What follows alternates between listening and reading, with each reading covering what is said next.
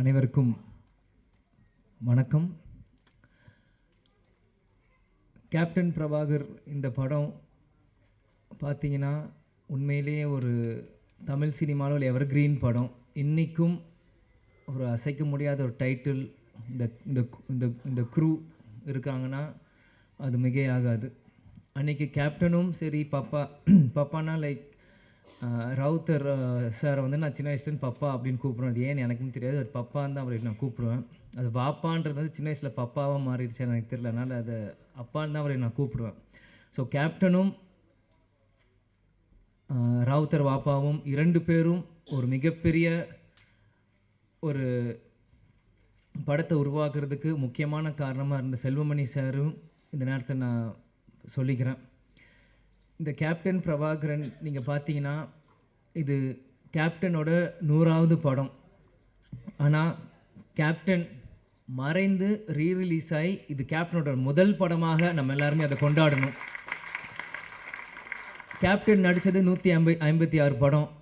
அதில் 100வது படம் கேப்டன் பிரபாகரன் தான் இது முதல் படம். இதே மாதிரி இன்னும் அவர் நடித்த 150 படத்துக்கு மேலேயும் இனி ஒரு வருஷம் அதை ரீரிலீஸ் பண்ணி இப்போ இருக்க யங்ஸ்டர்ஸ்க்கும் இப்போ இருக்க ஜென்ரேஷன் அந்த மாதிரி ஜென்சி கிட்ஸ் அப்படின்னு சொல்கிற மாதிரி இப்போ இருக்க ஜென்ரேஷன்ஸ்க்கு அன்றைக்கி கோல்டன் பீரியடில் சினிமா இன்றைக்கி வந்து டிஜிட்டலாக இருக்குது. அன்றைக்கி ரீல் காலத்தில் ரீல்ஸ் செல்வமணி சார் சொன்ன மாதிரி அன்றைக்கி எப்படிலாம் கஷ்டப்பட்டு இந்த மாதிரி ஒரு படைப்பை உருவாக்குனாங்களோ இன்னி இருக்க ஜென்ரேஷன்ஸ்க்கும் ஃபிலிம் இன்ஸ்டியூட் ஸ்டூடெண்ட்ஸ்க்கும் இது ஒரு கேஸ் ஸ்டடி மாதிரி இந்த படங்கள் ரீரிலீஸ் பண்ணும்போது தான் அப்பற்பட்ட 80s 90s அந்த இருக்க டைரக்டர்ஸ் ப்ரொடியூசர்ஸில் எப்படிலாம் கஷ்டப்பட்டு ஒரு படத்தை எடுத்தாங்களோ இப்போ இருக்க யங்ஸ்டர்ஸ்க்கு அது நிச்சயமாக அது புரியும்.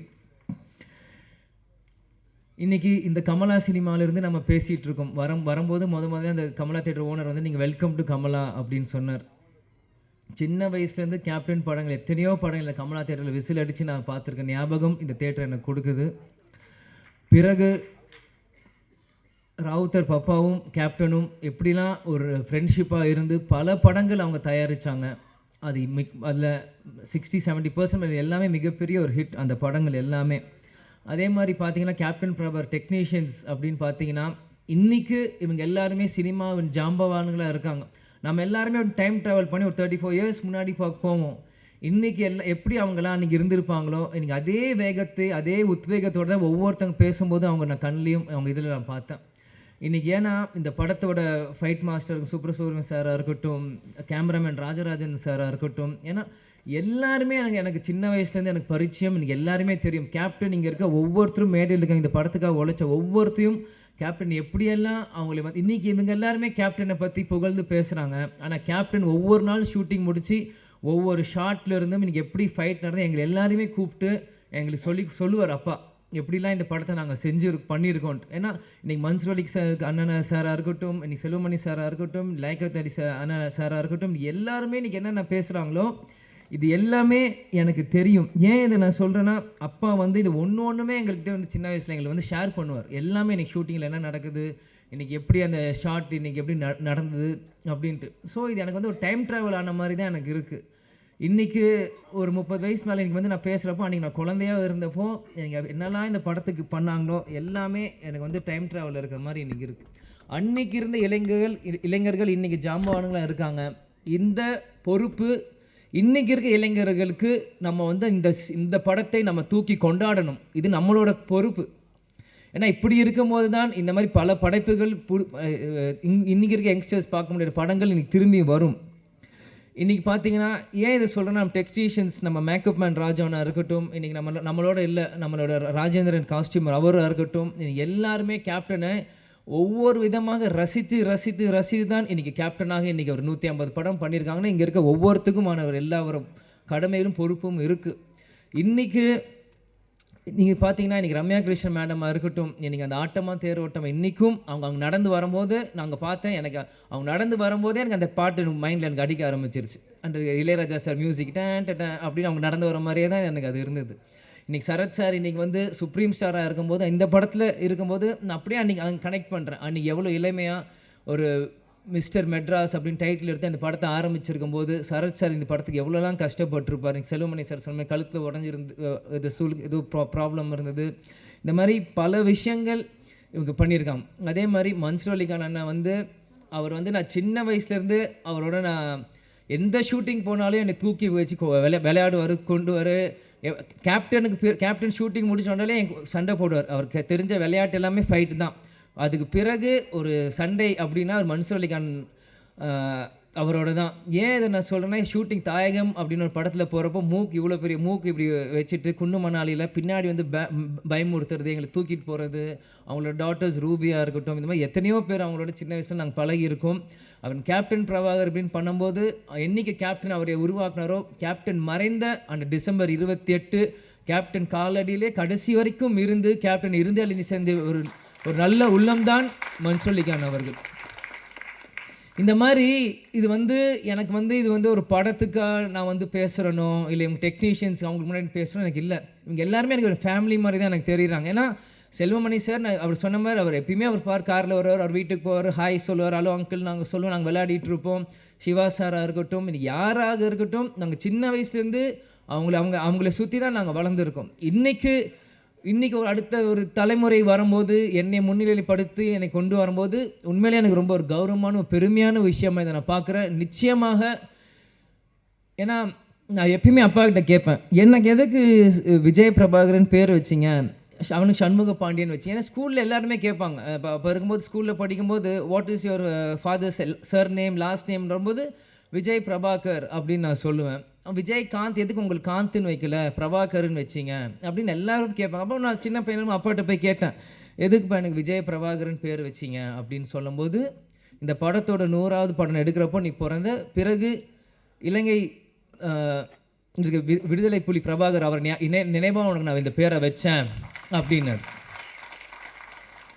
ஆனால் இந்த பேர் உனக்கு இப்போ வச்சது உனக்கு புரியாது, நான் நாளைக்கு இல்லைனாலும் இந்த பேர் பேர் சொல்லி உன்னை உயர்த்தும் அப்படின்னாரு. எனக்கு சின்ன வயசாக இருக்கும்போது அது எனக்கு பெருசாக எனக்கு புரியல. ஆனால் இன்றைக்கு இந்த படத்துக்கு வந்து இந்த ஆடியோ லான்ச் முன்னாடி உங்கள்கிட்ட பேசும்போது தான் இந்த செகண்ட் தான் எனக்கு 100% அது வந்து நான் உணர்றேன். ஏன்னா இந்த இப்போ இருக்க ப்ரொடியூசர் நம்ம கார்த்திக் டிஸ்ட்ரிபியூட்டர் வந்து போன வாரம் கட்சி ஆஃபீஸில் என்னை வந்து சந்திச்சு இந்த மாதிரி நீங்கள் கண்டிப்பாக இந்த படத்துக்கு நீங்கள் வரணும் ஆடியோ லான்ச்சுன்றப்போ அன்றைக்கி செல்வமணி சாரும் கூப்பிட்ருக்காங்க அப்படின்னு எனக்கு வந்து மறுப்பு சொல்ல முடியல. ஏன்னா என்றைக்குமே நான் நோ சொல்ல மாட்டேன். அன்பால் கூப்பிட்டாங்க எங்கே இருந்தாலும் நான் ஓடி வந்துடுவேன். அன்றைக்கி வந்து கண்டிப்பாக வரணும் அப்படின்னு சொல்லியிருந்தாலும் செல்வமணி சாரே சொல்கிறாரு, படத்தோட டைரக்டர் இவர் சொல்லும்போது நம்ம எப்படி பண்ணுறப்போ, ஆனால் உள்ளம் தேடி இல்லம் நாடி அப்படின்னு சுற்றுப்பயணமும் அன்றைக்கி நம்ம தொடங்க ஆரம்பிச்சிட்டோம். தொடங்குறப்போ எப்படி சொல்கிறேன்னு தெரியல. முந்தா நேற்று பார்சாதிங்க ஃபோன் கண்டிப்பாக வரணும் அப்படின்னு சொல்லிட்டாங்க. சரி வரேன் அப்படின்னு சொல்லிடுங்கன்ற. நேற்று திருப்பத்தூரில் பிரச்சாரம் போயிட்டுருக்கோம், பயங்கர மழை, வண்டி வரவே முடியல. என்ன இருந்தாலும் சரி நாளைக்கு பிரச்சாரம் முடிந்து நைட் 10 மணிக்கு மேலே கிளம்பி காலையில் வந்து சேர்ந்து இன்றைக்கி முன்னாடி வந்து நிற்கிறேன். ஏன்னா இதுதான் கேப்டன் எங்களுக்கு கற்றுக் கொடுத்துருக்கிறார். நீ நம்ம குடும்ப விழாவுக்கு போறியோ இல்லையோன்னு கவலை இல்லை, உன்னை அன்பால் கூப்பிட்டா நம்ம கட்சிக்காரங்களும் சரி சினிமாக்காரங்க யார் கூப்பிட்டா அந்த செகண்ட் போய் நிற்கணும்ன்ட்டு ஒரு வார்த்தை கொடுத்துட்டோன்னா அங்கே போய் நிற்கணும். இதுதான் சொல்லுவார், துளசி கூட வாசம் மாறினாலும் மாறும், ஆனால் தவசி புல்ல வார்த்தை மாறக்கூடாதுன்னா அது இது ஒரு முன்னுதாரணம். இதுக்காக இந்த 35 வருஷத்துக்கு பிறகும் இந்த படம் வந்து இங்கே ரிலீஸ் ஆகுதுன்னா கண்டிப்பாக அப்பா எனக்கு அந்த பேர் வச்சுருக்காரு. இந்த படத்தை கொண்டாட இன்றைக்கி லட்சக்கணக்கான தமிழர்கள் இன்றைக்கி உலகம் முழுவதும் இருக்காங்க. இந்த இடத்தில் நான் இன்றைக்கி கேப்டன் இல்லை, அன்றைக்கி நான் பிறந்தேன், ஆனால் இன்றைக்கி அப்பா நம்ம கூட இல்லை. இருந்தாலும் நம்ம அந்த இடத்துல போய் நிற்கணும், கேப்டனுக்கு பதிலாக நம்ம அங்கே போய் இருக்கணும். இந்த படத்தை கேப்டன் இல்லாட்டியும் எங்கள் அப்பாவை இந்த விஜய் பிரபாகர் நான் கொண்டாடணும் இந்த யூனிட்டோட சேர்ந்து இன்றைக்கி நான் வந்து இருக்கேன்.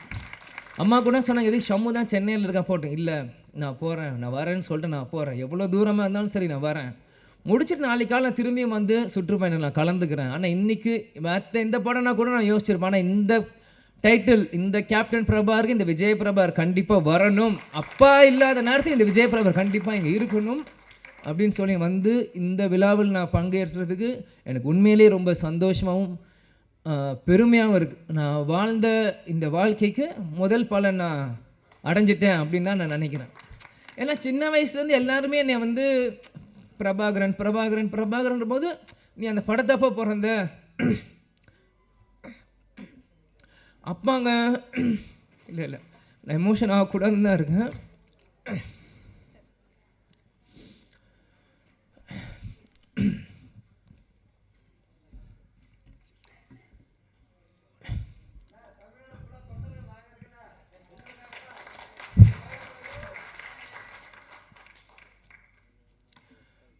கேப்டன் எங்கேயும் போல, நம்மளோட தான் இருக்கார். இவங்க இவ்வளோ நேரம் நம்ம எல்லாரும் பேசினாங்களே, இதுதான் கேப்டன். கேப்டன் எல்லார் உள்ளத்துலேயும் இருக்கார்.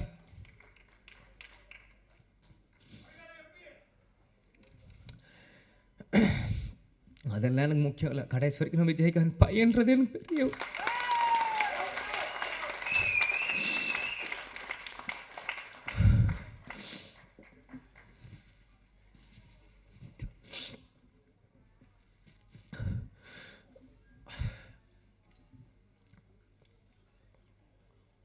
ஏன்னா சிங்கம் புலி என்ன சொன்ன மாதிரி தான் தமிழ்நாடு ஒரு நல்ல தலைவரை இழந்தது.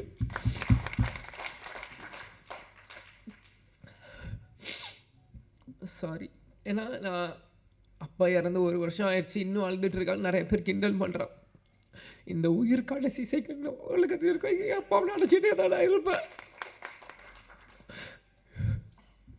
எங்கள் அப்பாவை நினச்சி தினந்தோறும் நான் அழுவேன்.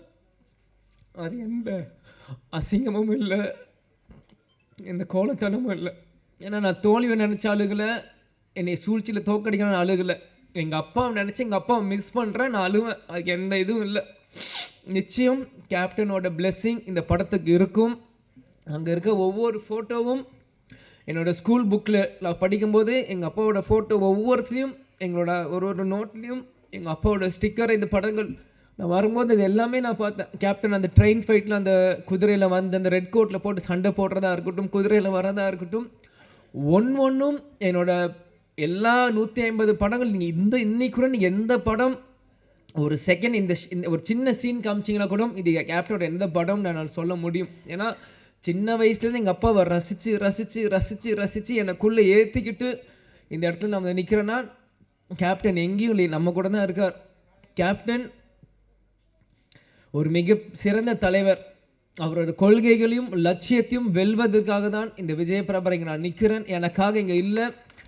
நிச்சயம் இந்த படம் 100 நாட்கள் மேலே ஓடணும். அதுக்கு அந்த சப்போர்ட் மீடியா பர்சன்ஸும் சரி, தொண்டர்களும் சரி, ரசிகர்களும் சரி, இப்போ இருக்க ஜென்ரேஷன்ஸ் எல்லாருமே இந்த சப்போர்ட் நீங்கள் பண்ணணும்னு நான் கேட்டுக்கிறேன். அதனால் எல்லாருக்கும் நன்றி. சாரி, நான் அழுதுரு கூட சொன்னேன், அழுது மன்னிச்சிக்கோங்க. அதே மாதிரி இவ்வளோ நேரம் மீடியா பர்சன்ஸ் இருந்தீங்க, 11 ஆச்சு. உங்களுக்கும் இந்த நேரத்தில் நன்றியை நான் தெரிவித்துக் கொள்கிறேன்.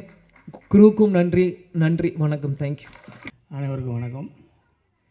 இது ஒரே ஒரு நம்ம பிள்ளை ஒரு விஷயம் தப்பாக சொல்லிடுச்சு. அது செல்லுமணி சாரோட நண்பரில் அவரோட தம்பி நான். அனைவருக்கும் வணக்கம். ஒரு 4-5 பேர்லாம் தூங்கிட்டே எல்லாம் நல்லா இருக்கீங்களா? ஓகே. இப்போ கேப்டன் பிரபாகரன் அப்படின்னா அந்த கேப்டன் பிரபாகரனுக்கும் சிங்கம்புலிக்கும் என்ன இருக்குது? ஒன்றும் இல்லை. ஆனால் எங்கள் கேப்டனுக்கும் சிங்கம்புலிக்கும் என்ன இருக்குது அப்படிங்கிறத ஒரு 3 இன்சிடென்ட் மட்டும் சொல்லிடுறேன். இந்த படம் ஆர்கே செல்லுமணி சார், அது ராஜ் அந்த ஷோலே படத்துக்கு அப்புறம் மிகப்பெரிய படம். அதை நான் வந்து ஓசியில் பார்க்கணும்னு சொல்லி சேம்பரில் போய் உட்காந்து அடி வாங்கி வெளியே வந்தது. அதெல்லாம் எடுத்த கதை விட்டுருங்க. அவர் செல்லுமணி சாரோட தம்பி ராஜா என்னோடய க்ளோஸ் ஃப்ரெண்டு. அவங்க அண்ணன் என்ன செய்கிறாரு, எப்படி பேசுகிறாருன்னு பொழுதுனையும் கேட்டுக்கிட்டே இருப்பேன். சும்மா இருந்தேன் சொன்னேன்ட்டே இருப்பார். நான் வந்து உதவி இயக்குனராக இருக்கும் பொழுது, அதாவது என்னால் வந்து சினிமாவுக்கு வர்றதுக்கு முன்னாடி எனக்கு ஒரு லாஸு அப்படின்னா செல்லுமணி அண்ணனால தான். என் வீட்டு பெட்ஷீட் காணா போச்சு. எங்கன்னா எங்கள் ஊர் பெரியவளம் பக்கத்தில் கும்பக்கரையில் ஆட்டமா தேரோட்டமா சாங்கு நைட் எஃபெக்ட் 3 மணி 4 மணிக்கு தான் சாங் முடியுது. அந்த சாங்கை பார்க்கணும்னா அந்த ஃபால்ஸுக்கு போகணும்னா ஒரு ஷாட் எடுப்பாங்க, அதுக்கப்புறம் பிரேக் விட்டுருவாங்க. நான் அந்த பாறையில் போய் பெட்ஷீட்டை வச்சு பொத்தி படுத்துட்டேன். அப்புறம் திருப்பிட்டு ஆட்டமானது இங்கேயே ஓடுறாங்கடான்னு ஓடினேன். திருப்பி வந்து பார்த்தேன் பெட்ஷீட்டை காணோம். அதுக்கப்புறம் சைக்கிள் பஞ்சரு. திருப்பி ஒரு வாரம் கழித்து சாங்கெல்லாம் முடிஞ்சிருச்சுனாங்க. அங்கிட்டு ஆண்டிப்பட்டி பக்கத்தில் ஏதோ ட்ரெயின் ஃபைட் எடுக்கிறேன். நாங்கள் எங்கள் அம்மா சொல்லிச்சு, அங்கேயும் பெட்ஷீட் எட்டு போனேன், நான் விளக்கமத்து பண்ணி சாத்தி போடுவேன். அப்புறம் இங்கே சினிமாவுக்கு வந்து அசிஸ்டன்ட் டைரக்டர் அந்த படம் ரிலீஸ் ஆகப்போ போய் பார்க்க முடியல. எங்கள் கேப்டன் இருந்ததுனால தான் நான் அசிஸ்டன்ட் டைரக்டராக இருந்தேன். ஏன்னா அவர் இருந்த ஆஃபீஸில் நான் சோறு சாப்பிட்டதுனால தான் எங்கள் சொந்தக்காரனே சொல்லிட்டு போயிட்டேன், இனிமேல் நீ சென்னையை விட்டு வரவே மாட்டேன், உனக்கு சோறு போடுறதுக்கு ஒரு ஆள் இருக்கார், நீ அங்கே சாப்பிட்டு நல்லா இருக்கும். அதை எங்கள் கேப்டனை வச்சுக்கிட்டு ரேணி உண்டா படத்தில் நான் தான் ஆடியோ ஃபங்க்ஷனில் நான் தான் எடுத்து நான் தான் ஆங்கராக நான் பேசினேன். அந்த பேசி முடித்ததுக்கப்புறம் எங்கள் நிக்காஸ் ப்ரொடியூசர் என்னை தாஜ் கன்னிமராக்கு சாப்பிட போயிட்டார்.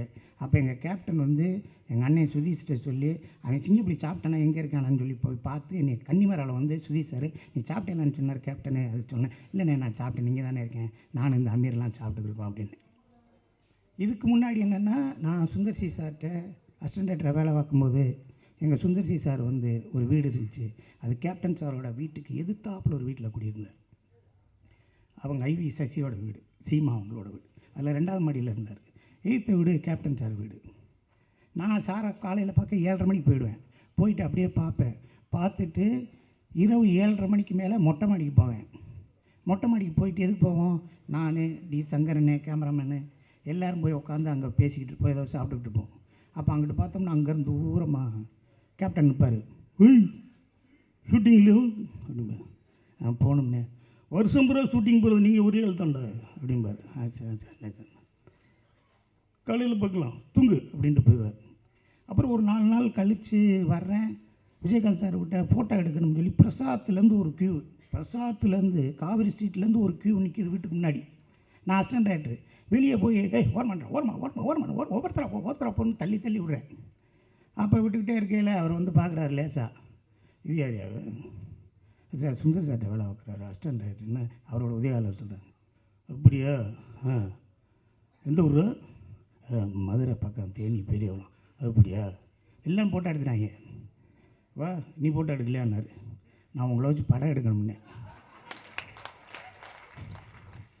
என்னது உங்களை வச்சு படம் எடுக்கணும், அது நினச்சண்டா நீ மதுரைக்கார அப்படி தான் பேசுவேன் அப்படின்னு போயிட்டார். போனதுக்கப்புறம் அஜித்தை வச்சு படம் பண்ணுறோம், உளவுத்துறை ரிலீஸ் ஆகுது, எதாவது ஆகுது, விஜயகாந்த் சாரை வச்சு பண்ணணுமே எதடா பண்ணுறது என்னடா பண்ணுறோம். அடுத்துக்கடுத்து சூர்யா வச்சு ஒரு படம் பண்ணலாம்ட்டு இருக்கோம். அதில் ஒரு நாள் கெஸ்ட் ரோல் பண்ணணும். விஜயகாந்த் சாரை வச்சு யார் கெஸ்ட் ரோல் பண்ணுறது, ஒரு நாள் யார் கெஸ்ட் ரோல் பண்ணி யாரோ பேசுகிறாங்க. நான் இடையில கலைப்புலி தானு சார் இருக்கார், பாலா சார் இருக்கார், விஜயகாந்த் சார் இல்லை ஒரு நாள் எப்படி வருவார், அவர் எப்படி வருவார், அதெல்லாம் வரமாட்டார், பேசி பார்க்கலாம் சார். அப்புறம் பாலா சார் பேசினார், தானு சார் பேசினார், என்னை அனுப்பிச்சிட்டாங்க.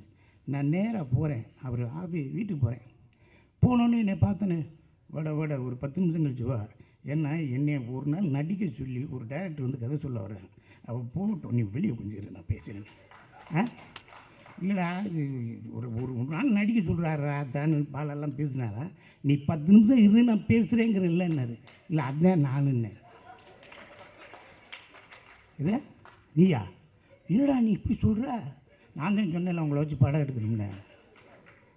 நான் அடிக்க மாட்டேன்டா ஒரு நாள், நான் எப்படி இல்லை நீ அடித்தேன்னா நான் அத்தனை பேர்த்துக்கு நடிக்கணும், அதெல்லாம் நடிக்கணும் அவ்வளோ நீ அடிக்கலை நான் எப்படி படம் ஒன்றுப்பா சூர்யா நானுமா அப்படியா சூர்யா நடிக்குதா வரேன்டா போடான்ட்டு. ஒரு 10 நாள் கழித்து டேட்டு கொடுக்குறாரு, ஃபிலிம் இன்ஸ்டியூட்டுக்கு போகிறேன், அவர் நடிச்சுக்கிட்டு இருக்காரு. சார் என்கிட்ட நான் மேனேஜர் போயிட்டா நான் வந்துட்டேன் போய் சொல்லுங்கள் டேரக்டர் நான் வந்துட்டோம், கேமராமேன் ரத்ன வெள்ளம் வந்துட்டோம் உள்ளே போங்கன்னு. உள்ளே போனேன் சார் யூனிட்டே வந்திருக்குன்னு அவனை போன முடியும். உன்னை யார் யூனிட்டை கூப்பிட்டு வர சொன்னது, அண்ணே படம் எடுக்க முடியலண்ணே, நீங்கள் சூர்யாலாம் மீட் பண்ணுற சீன் எடுக்க முடியல, இங்கே கேமரா இருக்குது, இங்கே ஜூனியர் ஆர்டிஸ்ட் இருக்குது, இங்கே டைரக்டர் இருக்கார், நான் இருக்கேன், நீங்கள் எதுக்கு மேற்கூட செலவழிச்சிக்கிட்டு இருக்கீங்க, நீ ரத்னவேலு சூர்யா அது 3 பேர் மட்டும் வாங்க, 3 பேர் தான் வரணும், மேனேஜரை கூட கூப்பிட்டு வா அப்படிங்கிறாரு. அவர் ஷூட்டிங்கை 3 மணி நேரம் நிப்பாட்டிட்டு அவர் ஷூட்டிங்கில் என்ன வேணும், நான் எங்கே நிற்கிறேன் சூர்யா சார் நான் ஒரு மாலையை போடுறேன், எதுக்கு சூர்யா மாலை செலவுலாம் அப்படிங்கிறார். 3 மணி நேரம், 1 மணி நேரம் கேப்டன் ஷூட்டிங் எவ்வளோ செலவாகும் பாருங்கள். அவ்வளவு நல்ல மனுஷன். டப்பிங் கூப்பிட்டு போகிறேன், அப்பயும் ஒரு பொக்கே கொடுக்குறேன், இல்லை இந்த வர்றது டிரைவர் இவருக்கு 500 ரூபா கொடுக்குறா, இதுக்குடா ஏன்டா அப்படி பண்ணுறேன். இவ்வளவு நடந்துருச்சுங்க. தம்பி விஜய் பிரபாகரோட தம்பி சின்னவர் செம்ம பாண்டியன், அவர் படம் மலேசியாவில் படம், அந்த படத்துக்கு நான் போய் நடிக்கணும்னு சொன்னாங்க.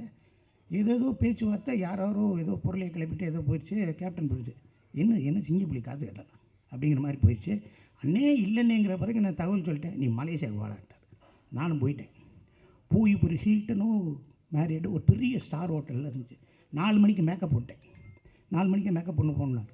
அப்போ என்னை வந்து இன்னும் கொஞ்சம் இப்போ பாருங்கள் முடி இதுக்கு மேலே ஒன்றும் இல்லை, இன்னும் கொஞ்சம் நல்லா முடி வெட்டி மண்டையில் உள்ட்டாவெல்லாம் வச்சு ஒரு டாட்டு உள்ளாங்க வெட்டி அப்படியே போயிட்டாங்க. காலையில் பஃபேல போய் சாப்பிடுங்கன்றார். நான் அப்படியே கீழே இறங்குறேன், கேப்டன் அங்கே முன்னாடி உட்காந்து ஏதோ ஓட்ஸ் ஏதோ சாப்பிட்டுட்டு இருக்காரு. சரி இப்போ எதுக்கு வேற பேசணும், அப்புறம் பேசிக்கலாம்னு மலேசியாவில். அப்படியே நான் ஓரமாக போகிறேன். என்னை அப்படியே பார்க்குறாரு. பார்த்துட்டு மேக்கப் பண்ண கூப்பிடியா. மேக்கப் பண்ண வந்தார். இந்த ஒருத்தன் போகிறேன் பாரியா டவுசரை போட்டு தோடு கிடலாம் மாட்டி, அவனை மாதிரியே சிங்கப்பிள்ளைக்கு மேக்கப் போடியான்னார். அவர் மேக்கப் மேன் பார்த்துட்டு, சார் அவர் தான் சார் சிங்கப்பிள்ளை. ஆமாம், நான் நினச்சேன் அவனை கூப்பியாங்க எவ்வளோ அவனோட. நானும் இப்படி தட்டுக்கிட்டெல்லாம் எடுத்துருவேன். என்னடா காலையில் 4 வெண்ணி முட்டையா அப்படின்னாரு. அவனை அப்படின்னு, ஏன் என்னை பார்க்காம அங்கிட்டு போகிறேன். இல்லைண்ணா உங்களுக்கு தொந்தரவு. வாடா இவங்க இன்னமும் படம் எடுத்துக்கிட்டு இருக்காங்க, அதை பற்றி நம்ம தனியாக டிஸ்கஸ் பண்ணோம்னாரு. 4 நாள் தாங்க ஷூட்டிங்க, 16 நாள் கூட இருந்தேன். என் கூடயே இருப்பார். அப்படி நடந்து போகும்போது என் தோள்பட்டிலே கை வச்சுருப்பார். ஏன்டா சிங்க அப்படின்னு பேர் வச்சாங்க, நீ ஏன்டா அண்ணனுக்கு என்ன கதை பண்ணல, நீ என்னடா செய்கிற, சரி இந்த சீனை எப்படா எடுக்கலாம். ஆனால் நீங்கள் அந்த ரைஸ் மில்லிஸ்மில் நான் பழைய கதையை கேட்பேன், உன்னை கொன்றுவேன், என்னை பேச வச்சுக்கிட்டே இருக்காது, பேசாமல் இருப்பார். ஆனால் என் கூடவே இருப்பார். அந்த ஒரு நல்ல மனிதர், மிகப்பெரிய மனிதர். நான் பேசிக்கிட்டே இருந்த 10 புத்தகம் எழுதுவேன் எங்கள் அண்ணனை பற்றி. எங்கள் அண்ணன் கேப்டன் பெறுவார். கேப்டன் பேர் கொடுத்த எங்கள் அண்ணன் செல்வமணி அண்ணனுக்கு வாழ்த்துக்களை சொல்லிக்கிறேன். இந்த விழாவுக்கு வந்திருக்கும் கேப்டன் மற்றும் செல்வமணி சார் அவர்களின் ரசிகர்களுக்கும் மேடையில் அமர்ந்திருக்கும் விஜய் பிரபாகரன் அவர்களுக்கும் செல்வமணி சார் அவர்களுக்கும் மன்சூர் சார் அவர்களுக்கும் மற்றும் நமது நண்பர்கள் அத்தனை பேருக்கும் வருக என்று வரவேற்கிறேன். நான் இந்த படத்தோட ட்ரெய்லர் பார்த்து கொஞ்சம் அதிர்ச்சி அடைஞ்சிட்டேன். இது புஷ்பா ட்ரெய்லர் மாதிரி கிட்டத்தட்ட இருந்தது. ஒரு ஒரு 35 வருடங்களுக்கு அப்புறம் வந்து ஒரு ட்ரெய்லர் வந்து எவ்வளோ ஒரு பர்ஃபெக்டாக இருக்குது அப்படிங்கிறதுக்கு இந்த படம் ஒரு காரணம். நம்ம நிறைய படம் பண்ணலாம், வெற்றி அடையலாம், பட் காலம் கடந்து அந்த படம் நம்மளுடைய நிற்கணும். 35 இயர்ஸ் கழித்து இந்த படம் ரிலீஸ் ஆகுதுன்னா அதுக்கு ஒரு மிகப்பெரிய எதிர்பார்ப்பு இருக்குது. இந்த எதிர்பார்ப்பு தான் அந்த படத்தோட வெற்றி. செல்வமணி சார் நிறைய படங்கள் பண்ணியிருந்தால் கூட இந்த படம் அவருடைய கேரியரில் பெஸ்ட்டு மூவியாக இருக்குது. ஸோ கேப்டனுக்கும் அதுதான். கேப்டனும் நிறைய படங்கள் பண்ணியிருந்தால் கூட இது ஒரு காலம் கடந்து நிற்கக்கூடிய படங்களில் நிறைய படம் இருந்தாலும் இந்த படமும் ஒரு முதன்மையான படமாக இருக்கும். ஸோ அப்படி தான் ஒரு படம் அப்படிங்கிறது காலம் கடந்து ஒரு 30 வருஷம் 35 வருஷம் கழிச்சும் பார்க்கும்போது அது புது படமாக இருக்கணும் அப்படிங்கிற மாதிரி ஒரு படைப்பை கொடுத்தோம்னா அதுதான் ஒரு படைப்பாளியோட மிக முக்கியமான ஒரு விஷயமா இருக்கும் நான் நினைக்கிறேன். கேப்டனை வச்சு நான் படம் பண்ணலைன்னா கூட கேப்டனோட படங்களில் நான் உதவி இயக்குனராக நான் ஒர்க் பண்ணியிருக்கேன். எல்லோரும் சொன்ன மாதிரியே அந்த உதவி இயக்குனர் இருக்கும்போது காலையில் கிளம்பி போகலாம், நேராக போய் ராவுத்தர் ஃபிலிம்ஸில் சாப்பிட்டுட்டு வந்துடலாம். அது யார் படம் முடிஞ்சு 2 வருஷம் போயிட்டே இருப்போம், யாரும் அதை பற்றி கேட்க மாட்டாங்க, யாரா நீ அப்படிம்பாங்க. பார்த்தோன்னே ஓ ஓகே, அதுக்கப்புறம் 2வது படம் 3வது படம் நடந்துகிட்டு இருக்கும். பட் அவங்க கேட்க மாட்டாங்க, இந்த பையனை தெரிஞ்சிருக்கும் நம்ம அவங்க அப்படின்னு சொல்லிட்டு விட்டுருவாங்க. அந்த மாதிரி வரவங்க போகிறவங்க அத்தனை பேருக்குமே ஒரு சாப்பாடு போட்ட ஒரு கம்பெனி அப்படின்னா ராவுத்தர் ஃபிலிம்ஸ் தான். ஸோ அந்த கேப்டனை வச்சு அந்த படத்தில் நான் அசிஸ்டன்ட் டைரக்டராக ஒர்க் பண்ணும்போது நடந்த விஷயங்கள் இங்கே நிறைய பேர் சொல்லுவாங்க. சினிமாவில் ஹீரோவாக இருக்கிறது பெரிய விஷயம் கிடையாது, ரியல் லைஃப்லேயும் ஹீரோவாக இருக்கிறது தான் பெரிய விஷயம் அப்படிங்கிறது. ஸோ அது கேப்டன்கிட்ட நிறைய அந்த படங்களை நான் கண்கூட பார்த்துருக்கேன். அவர் இல்லை என்றாலும் கூட அவருடைய நினைவு நம்மக்கிட்ட அப்படியே வாழ்ந்துக்கிட்டு தான் இருக்கும். செல்வமணி சார் நான் பல தடவை சொல்லியிருக்கேன் செல்வமணி சார்கிட்ட, சார் நீங்கள் இருக்க வேண்டிய இடம் இது இல்லை, இதை விட உயர்வாக நீங்கள் போகணும். ஏன்னா அவர்கிட்ட இன்றைக்கும் உட்காந்தா என்னோடய படத்தை பார்த்து என்ன குறைநிலைகள் அப்படிங்கிறத ரொம்ப தெளிவாக பர்ஃபெக்டாக அது மனசில் ஒன்று வச்சுட்டு படம் ஹிட் ஆனாலும் பர்ஃபெக்டாக சொல்லுவார். படம் தோற்று போச்சா, டேய் இது உன் படத்தில் தப்புடா, இதெல்லாம் கரெக்டாக பண்ணியிருந்தீங்கன்னா இந்த படம் உனக்கு இன்னும் நல்லா வந்திருக்குண்டா அப்படிங்கிறது சொல்கிறதில்ல. ஒரு சகோதரனை போல் மிக அன்பாக ரொம்ப அழகாக அதை ஜட்ஜ்மெண்ட்டுங்கிறது அவருக்கு இன்னமும் சிறப்பாக இருக்கும். நான் திரும்பவும் சொல்லிகிட்டே இருப்பேன் செல்வமணி சார்கிட்ட, செல்வமணி சார் வாங்க ஒரு நல்ல படம் பண்ணுங்க அப்படின்னு சொல்லிட்டு தான் இருக்கிறேன். இன்றைக்கும் தானு சார் அன்றைக்கி ஒரு ஸ்டேஜில் கூட சொன்னாங்க, எப்போ ஒரு செல்வமணின்னு சொல்லி கேட்டாங்க. ஸோ முதல்ல நான் சொல்கிறேன், நான் இப்போ டேரக்டர்ஸ் யூனியன் தலைவர் கூட சொன்னார் அன்றைக்கி, நீ முதல்ல போங்க அப்படின்னு சொல்லிட்டு. அந்த மாதிரி செல்வமணி சாரோட அடுத்த படைப்பை பார்க்கறதுக்கு நாங்கள் எல்லாருமே ரொம்ப ஆர்வமாக இருக்கோம். கூடிய சீக்கிரம் செல்வமணி சார் இயக்குனராக திரும்பவும் அவதாரம் எடுக்கணும்னு வேண்டிக்கிறேன். நன்றி, வணக்கம். நன்றி. கேப்டன் பிரபாகரன் திரைப்படத்தை 35 வருடங்களுக்கு ஏறக்குறைய பிறகு ரீரிலீஸ் செய்வதற்கான இந்த விழாவிற்கு வருகை தந்துள்ள நண்பர்கள் அனைவரையும் வருக வருக வருக என வரவேற்கின்றேன். உண்மையாகவே வந்து ஒரு சந்தோஷமான ஒரு பரவசமான நிலை தான் இருக்குது. கேப்டன் பிரபாகரன் படத்தை வந்து ரிலீஸ் பண்ணும்போது எங்களுக்கு என்ன ஒரு சந்தோஷம் இருந்ததோ அதே சந்தோஷம், அதே வரவேற்பு உங்கள் எல்லாரையும் பார்க்கும்போது மேடையில் இருக்கிற எல்லாரும் எங்களுடைய நட்புக்கும் விஜயகாந்த் சார் மேலே வச்சுருக்க அன்புக்கும் இந்த நிகழ்ச்சிக்கு வருகை தந்திருக்காங்க. அவர்கள் எல்லாரையும் வருக வருக என வரவேற்கின்றேன். அதுபோலவே இந்த நிகழ்ச்சிக்கு வருகை தந்துள்ள பத்திரிகையாளர்கள், ஊடகவியலாளர்கள் மற்றும் எங்களது நண்பர்கள், பல்வேறு திரைப்படத்துறையைச் சேர்ந்த பல்வேறு சங்கங்களைச் சேர்ந்த உறுப்பினர்கள், சம்மேளனத்தின் நிர்வாகிகள், சம்மேளனத்தின் இணைக்கப்பட்ட சங்கங்களின் நிர்வாகிகள், அதுபோன்றே நடப்பு தயாரிப்பு சங்கத்தின் நிர்வாகிகள், தயாரிப்பாளர்கள், விநியோகஸ்தர்கள், திரையரங்க உரிமையாளர்கள் அனைவரையும் வருக வருக என வரவேற்கின்றோம். இந்த படம் ரிலீஸ் ஆகும்போது எங்களுக்கு என்ன ஒரு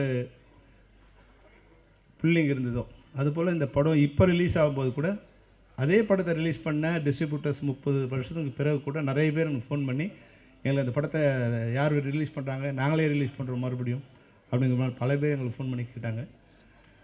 அதுபோல் திரையரங்கத்திலேருந்து சார் படம் ரிலீஸ் பண்ணும்போது நீங்கள் வந்து படத்தை ரிலீஸ் பண்ணோம், நீங்கள் வாங்கன்னு வந்து ஏறக்குறைய ஒரு 30-40 தேட்டர்லேருந்து எனக்கு ஃபோன் பண்ணாங்க, நீங்கள் வந்து படத்தை ரிலீஸ் பண்ணணும். அப்போது அந்த அளவுக்கு இந்த படத்து மேலேயும் விஜயகாந்த் சார் மூலியம் தமிழகம் எங்கும் ஒரு அன்பு இருக்குங்கிறத நாங்கள் வந்து தெரிஞ்சுக்கிட்டோம். அதனால் வந்து விஜயகாந்த் சாரோட ரசிகர்களுக்கும் அதுபோன்ற விஜயகாந்த் சாரோட மகன் பிரபாகரன், என்னுடைய சகோதரன் விஜய பிரபாகரனுக்கும் என்னுடைய நன்றி. நீங்கள் வந்து வருகை தந்ததுக்கும் இங்கே எனக்கு ரொம்ப சந்தோஷம். என்னன்னா விஜய் பிரபாகரனும் அப்புவும் வந்து நான் படம் பண்ணும்போது சின்ன குழந்தைங்க 2 பேரும். இன்றைக்கி நான் படம் பண்ணும்போது தான் பிரபாகரன் பிறக்கிறார். நாங்கள் வந்து கிளைமேக்ஸ் ஷூட் எடுத்துகிட்டு போது வந்து ஜனவரி 14 படத்தை ரிலீஸ் பண்ணணுன்னு பிளான் பண்ணி டே அண்ட் நைட் ஷூட் பண்ணிகிட்ருக்கோம். அங்கே டிசம்பர் 10 சாலக்குடியில் ஷூட்டிங் முடியுது. டிசம்பர் 12 மறுபடியும் ஒரு நாள் கேப் விட்டு சென்னையில் செட்டு போட்டு அதனுடைய அந்த கிளைமேக்ஸ் ஃபைட்டர் எடுத்துக்கிட்டு இருக்கோம். அப்போது விஜயகாந்த் சார் சொல்கிறாரு, செல்வமணி வந்து ஜனவரி 14 நம்ம படம் ரிலீஸு, டிசம்பர் 14 எனக்கு பையன் டேட் கொடுத்துருக்காங்கன்னு.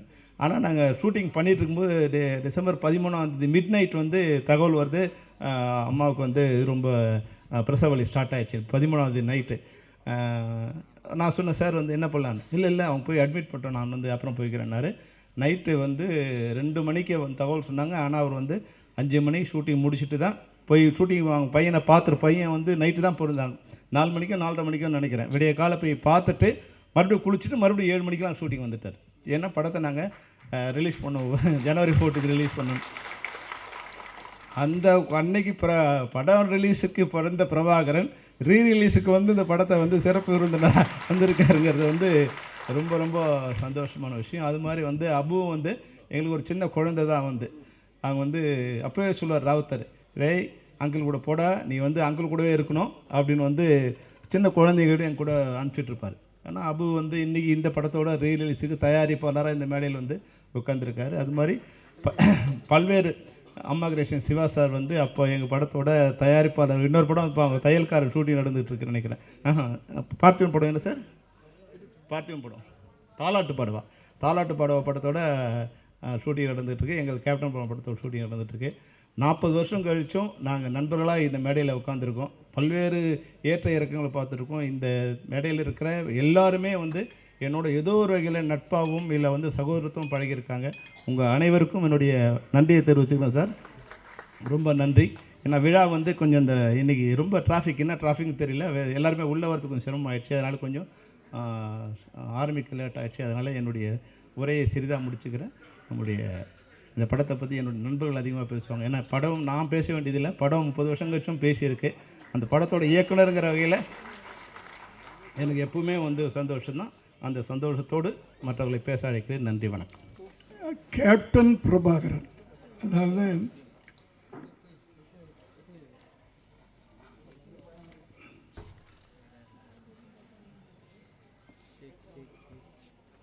விஜயகாந்த் அவர்களுடைய 100வது படம். பொதுவாக நடிகர்களுக்கு இந்த 100வது படம் வந்து ரொம்ப ரிஸ்காக இருக்கும். சிலருக்கு அமையாது சரியா.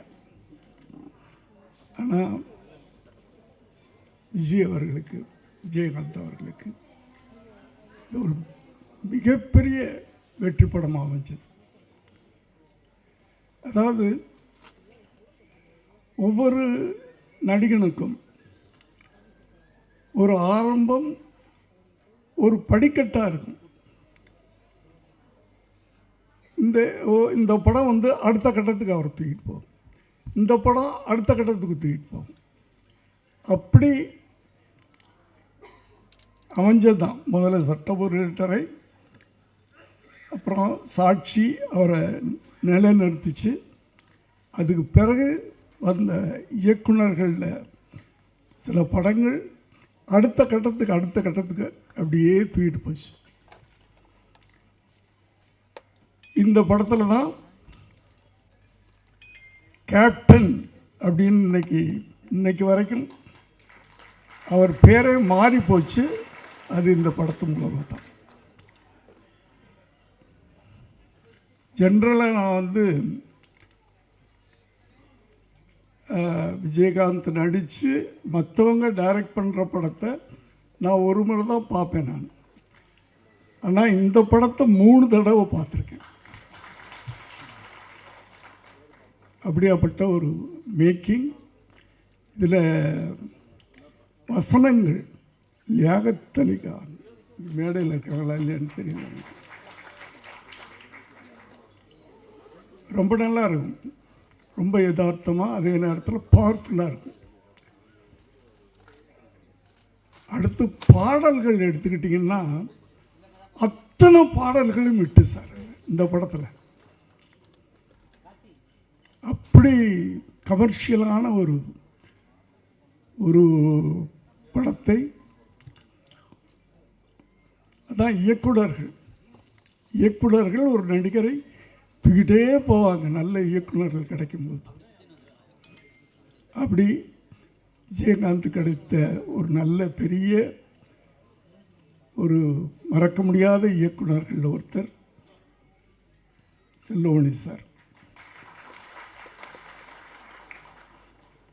அந்த 87 அந்த 90 இந்த ஒரு 3-4 வருஷங்கள் ஒரு தமிழ் சினிமாவில் ஒரு ட்ரெண்டு. டிஎஃப்டி டைரக்டர்ஸ்லாம் உள்ளே வந்தாங்க, பயங்கரமான சக்ஸஸ்லாம் கொடுத்தாங்க.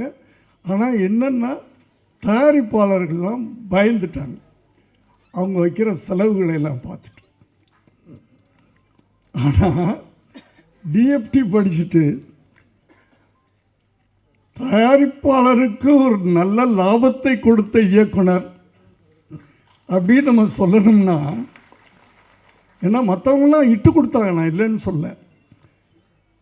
ஆனால் ப்ரொடியூசர்கள்லாம் எப்படி அப்படின்றது ஒரு கேள்விக்குறியாக இருந்துச்சு. அப்போது இந்த டிஎஃப்டி டைரக்டர் மேலேயே ஒரு பயம் வர ஆரம்பிச்சிருச்சு ப்ரொடியூசர்ஸ்க்கெலாம். அந்த காலகட்டத்தில் 2 இயக்குனர்களும் எனக்கு தெரிஞ்சு, உதயகுமார் சார் அவரும் டிஎஃப்டி ஸ்டூடெண்ட். ஆனால் ஒரு நாளில் இத்தனை நாளில் நான் படம் எடுத்துருவேன், என்னுடைய ப்ரொடியூசர் லாபம் சம்பாதிக்கணும் அப்படின்னு. அதே நேரத்தில் பிரம்மாண்டம், அந்த பிரம்மாண்டத்தை விட மாட்டாங்க டிஎஃப்டி ஸ்டூடெண்ட்ஸ். அடுத்தது செல்வமணி சார், அவருடைய அத்தனை படங்களும் அந்த காலகட்டத்தில் அத்தனை படங்களும் தயாரிப்பாளர்களுக்கு லாபத்தை கொடுத்த படம். அப்படியாப்பட்ட ஒரு நல்ல படம் திரும்ப ரிலீஸ் ஆகுது. நிச்சயமாக இது முதல்ல நான் எப்படி ஓடிச்சோ அதே மாதிரி திரும்ப ஓடுன்னு எனக்கு நம்பிக்கை இருக்கிறது. இன்ப நாள் இது, இனிய நாள் இது. என் நகமாலும் இயக்குனர், பெப்சியின் தலைவர், பாசத்துக்குரிய தம்பி செல்வமணி அவர்கள் உள்ளிட்ட மேடையில் வீட்டிற்கும் அனைத்து திரைச்சிற்பிகளே, விழாவில் பங்கு கொள்ள வந்திருக்கும் சகோதர நண்பர்களே, தொலைக்காட்சி தோழர்களே, ஊடக நண்பர்களே, விஜயகாந்த் ஈண்டெடுத்த செல்வன் பிரபாகரன் அவர்களே, உங்கள் அனைவருக்கும் என் பணிவான மாலை தமிழ் வணக்கத்தை நான் மகிழ்வோடு தெரிவித்துக் கொள்கின்றேன். விஜயகாந்த் அவர்களை நினைக்கும் பொழுது என்றுமே பசுமையாகத்தான் என் கண்கள் பணிக்கும். ஒரு மனித நேயத்துக்கு ஒரு உத்தரவாதம் என்றால் அது விஜயகாந்த் அவர்கள்தான். அவரோடு நான் பயணித்தது கூலிக்காரன், நல்லவன், தெருப்பாடகன் என்னும் புதுப்பாடகன். என்னை கதை திரைக்கதை வசனகர்த்தா பாடலாசிரியர் ஆக்கினார் நல்லவனில். அடுத்து என்னுடைய ஈடுபாட்டை பார்த்து என்னையே இயக்கச் செய்து என்னையே இசையமைக்கச் செய்து தெருப்பாடகனை தந்தவர். அப்படிப்பட்ட மனிதரை என் வாழ்நாளில் மறக்க முடியாது. கடையேழு வள்ளல்களை பற்றி நாம் படித்திருக்கிறோம், பார்த்ததில்லை. நாம் கண்முன்னே வாழ்ந்தவர், வாழ்ந்து வள்ளலாக 8வது வள்ளலாக வாழ்ந்து காட்டியவர். 24 மணி நேரமும் ராஜாபாத தெருவில் அன்னமிட்டு கொண்டே இருப்பார்கள். அப்படி அன்னமிட்ட கை அவரது. அவருடைய காலம் திரையுலகின் பொற்காலம். செல்லுமணி அவர்களை நினைக்கும் பொழுது 2 படங்கள் தான் புலன் விசாரணையும் கேப்டன் பிரபாகரனும் ஒரு மைல்ஸ்டோன். வட இந்திய தயாரிப்பாளர்களெல்லாம் போட்டி போட்டு கொண்டு செல்வமணி அவர்களை படத்திற்காக இயக்குனருக்காக அட்வான்ஸோடு வந்து காத்திருந்த காலம் அந்த காலம். அந்த கற்காலம் பொற்காலமாக மாறியது. அப்படிப்பட்ட விஜயகாந்த் அவர்கள் இந்த படத்தில் கேப்டன் பிரபாகரன், ஆம், நான் தந்த அடைமொழி புரட்சி கலைஞர் கேப்டன் பிரபாகரன். இந்த புரட்சி கலைஞர் என்றது புரட்சி நடிகருடைய எம்ஜிஆருடைய புரட்சியையும் கலைஞருடைய பெயரையும் சேர்த்துதான் புரட்சி கலைஞர் என்று நான் கூலிக்காரனில் அழைத்தேன். மாபெரும் மிகப்பெரிய வசூலுக்கு சொந்தக்காரராகத்தான் அவர் விளங்கினார். திரையுலகில் எந்த ஒரு பிரச்சனை இருந்தாலும் முன்னணியில் வந்து நின்று அவர் பணியாற்றிய விதம் காலத்தால் மறக்க முடியாதது. நடிகர் சங்கத்தை மீட்டெடுத்து அதனுடைய கடனை அடைத்து அதற்கு ஒரு மிகப்பெரிய வழிகாட்டி அமைந்தார். அப்படிப்பட்டவருக்கு அவருக்கு திருமணம் நிச்சயிக்கப்பட்ட போது என்னிடம் சொன்னது கலைஞர் தலைமையில் நடத்த வேண்டும் என்றார். உடனே கலைஞரிடம் அழைத்து சென்று என்ன தேதி வேணும்னு கேட்குறாரு. 4 தேதி கொடுக்குறாரு கலைஞர்கிட்ட. நீ என்ன தேதி சொல்லு, நான் வரேன் அப்படின்னாரு. அந்த தேதி தான் நடந்தது. அப்படிப்பட்ட திருமண வைபவம் மதுரையில் அந்த மாதிரி ஒரு முத்தையா மன்றத்தில் அந்த மாதிரி எந்த காலத்திலும் நடக்காது, நடக்கவும் முடியாது. அப்படிப்பட்ட கடல் அலை போல மக்கள் வெள்ளத்தில் அவருடைய திருமணம் நடந்தது. அதை நினைக்கும் பொழுது எங்கள் கண்கள் பனிக்கிறது, நெஞ்சம் நெகிழ்கிறது. அவருடைய செல்வங்கள் அரசியலிலும் சரி சினிமாவிலும் சரி முன்னேற்ற பாதையில் செல்வார்கள் என்று சொல்லி வாய்ப்பு தெரிவித்து அமைகிறேன். இந்த ஆட்டமா பாட்டமா பாடு மட்டும் ஒரு ட்ரெய்லர் மாதிரி எடுத்திருந்தார். அதான் கேட்டேன், எவ்வளோ டான்ஸஸ்ப்பா அப்படின்னு. 60 டான்ஸர் 600 டான்ஸர் மாதிரி எடுத்திருக்கிறார். எப்படி நைட்டில் அந்த லைட்ஸோடு அவங்க புறப்பட்டு வர்றது, காவல்துறை அதிகாரிகளோட ஒரு ட்ரெய்லர், ஒரு பாட்டு போட்டால் அந்த படத்தை பார்க்கணும்னு சொல்கிற ஒரே ஒரு சூழலில் உருவாக்கிய ஒரு கலைச்சிற்பி தான் தம்பி செல்வமணி அவர்கள். வாழிய வாழிய வாழி என்று வாழ்த்தி விடைபெறுகிறேன். நன்றி, வணக்கம். எப்படி விஜயகாந்துக்கு ஒரு லியாகத் ஊருக்கு ஊர் போய் அவரை பற்றி பறைசாற்றி கூட்டம் போட்டு அவர் புகழை சேர்த்தாரோ, அதுபோல் திரையுலகில் செல்வமணியினுடைய படம் அவருக்கு ஒரு கொடையாக விளங்கும் என்று சொல்லி விடைபெறுகிறேன். நன்றி, வணக்கம்.